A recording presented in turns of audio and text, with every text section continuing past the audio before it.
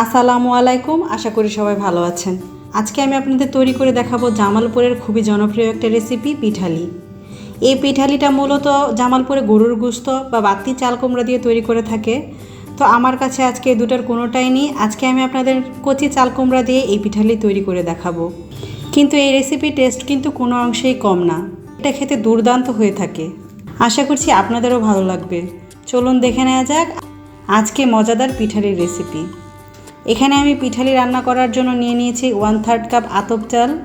চালটা আমি ভালোভাবে কচলে ধুয়ে পরিষ্কার করে নিচ্ছি।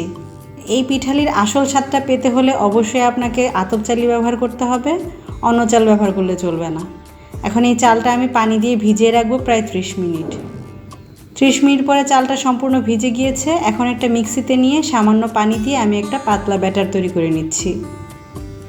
ব্যাটারটা একটু মিহি হতে হবে, দানা দানা থাকলে চলবে না। আপনারা চাইলে এই ব্যাটারটা পাটায় পিষেও করে নিতে পারেন, তারপর পানি দিয়ে গুলে নিলেই চলবে। এখন একটি কড়াইয়ে আমি প্রায় 2 টেবিল চামচ তেল নিয়ে নিয়েছি। দিয়ে দিলাম 4টি লং, একটি তেজপাতা। তেজপাতাটা আমি 2 টুকরো করে নিয়েছি। 2 টুকরো বড় দারচিনি, 4টি এলাচ। এলাচগুলো আমি থেতো করে নিয়েছি।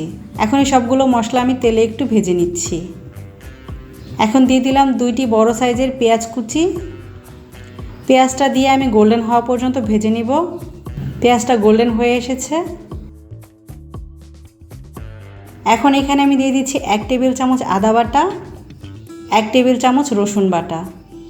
আদা রসুনটাও নেড়ে চেড়ে তেলের মধ্যে ভালোভাবে ভেজে নিতে হবে যতক্ষণ না পর্যন্ত আদা রসুনের কাঁচা গন্ধটা দূর হয়ে যায়। ভাজা হয়ে গিয়েছে।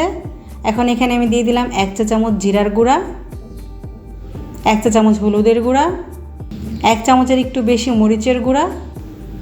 ঝালটা আপনারা আপনাদের পছন্দ মতো দিতে পারেন। আর 1 চা চামচ ধনিয়ার গুঁড়া। আরও দিয়ে দিলাম স্বাদ মতো লবণ। এখানে আমি 1/2 টেবিল চামচ লবণ ব্যবহার করেছি। সবগুলো উপকরণ নেড়ে চেড়ে ভালোভাবে তেলের সাথে মিশিয়ে এখন এখানে দিয়ে দিচ্ছি আমি সামান্য পানি। পানির সাথে মশলাগুলো ভালোভাবে মিশিয়ে আমি কষিয়ে নিব যতক্ষণ না পর্যন্ত তেলটা উপরে ভেসে আসে।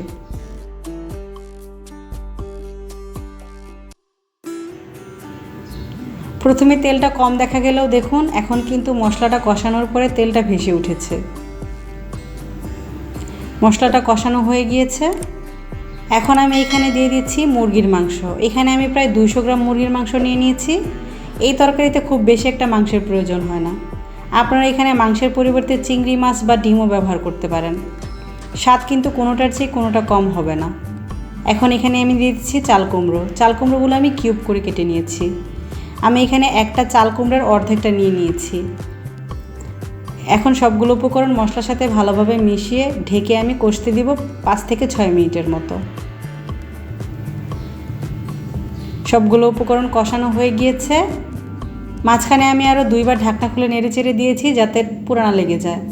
আর এখানে পানি দেওয়ার প্রয়োজন ছিল না, কারণ কুমড়া থেকে কিন্তু পানি ছেড়েছে।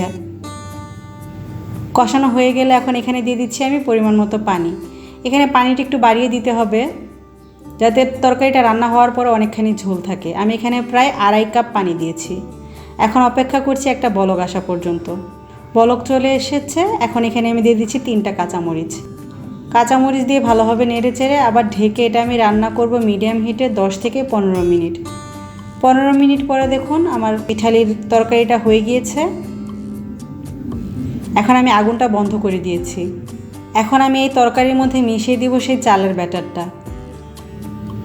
ব্যাটারটা খুব আস্তে আস্তে ঢালতে হবে এবং অনবরত নাড়াচাড়া করতে হবে, না হলে নিচে দলা পেকিয়ে যেতে পারে। দেখুন ব্যাটারটা দেওয়ার সাথে সাথে তরকারিটা কতটা ঘন হয়ে এসেছে। আমি নেড়ে চেড়ে ভালোভাবে মিশিয়ে নিচ্ছি। এখন কিন্তু অবশ্যই চুলার আগুনটা বন্ধ থাকবে।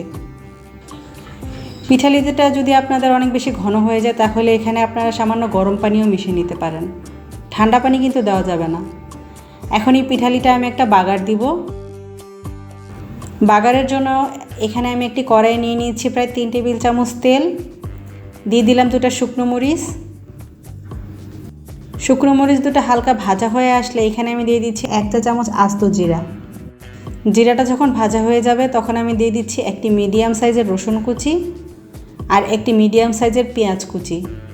সবগুলো উপকরণ তেলের মধ্যে আমি নেড়ে চেড়ে গোল্ডেন হওয়া পর্যন্ত ভেজে নিব। বাগারটা প্রায় গোল্ডেন হয়ে এসেছে। এখন আমি চুলার আগুনটা বন্ধ করে দিয়ে এই তেলের মধ্যে হালকা নেড়ে চেড়ে সম্পূর্ণ গোল্ডেন করে নেব। এখন আমি পিঠালির মধ্যে বাগারটা ঢেলে দিচ্ছি, দিয়ে ভালোভাবে নেড়ে চেড়ে মিশিয়ে নিচ্ছি। এখন কিন্তু আমি চুলার আগুনটা আবার জ্বালিয়ে দিয়েছি, অপেক্ষা করব একটা বলক আসা পর্যন্ত। দেখুন বলক চলে এসেছে। এখন আবার আমি চুলাটা বন্ধ করে দিয়েছি এবং ভালোভাবে নেড়ে চেড়ে মিশিয়ে নিচ্ছি। এখন এটা আমি ঢেকে অপেক্ষা করব 5 মিনিটের মতো, যাতে সম্পূর্ণ পিঠালির মধ্যে বাগারের ঘ্রাণটা ছড়িয়ে পড়ে। এই পিঠালিটা আমিও যেদিন প্রথম দেখেছিলাম ভেবেছিলাম এটা আবার খেতে কেমন হয়, কিন্তু এটার স্বাদ যে কি অসাধারণ আপনারা রান্না করে না খেলে বুঝতে পারবেন না। এই পিঠালিটা আপনারা সাদা ভাত, পোলাও, রুটি, পরোটা, নান যে কোনো কিছুর সাথেই খেতে পারেন। আশা করছি রেসিপিটা আপনাদের ভালো লেগেছে। যদি আপনারা এই রেসিপিটি ট্রাই করেন অবশ্যই কমেন্টে জানাবেন আপনাদের খেতে কেমন লেগেছে। সম্পূর্ণ ভিডিও দেখার জন্য ধন্যবাদ সবাইকে। আসসালামু আলাইকুম।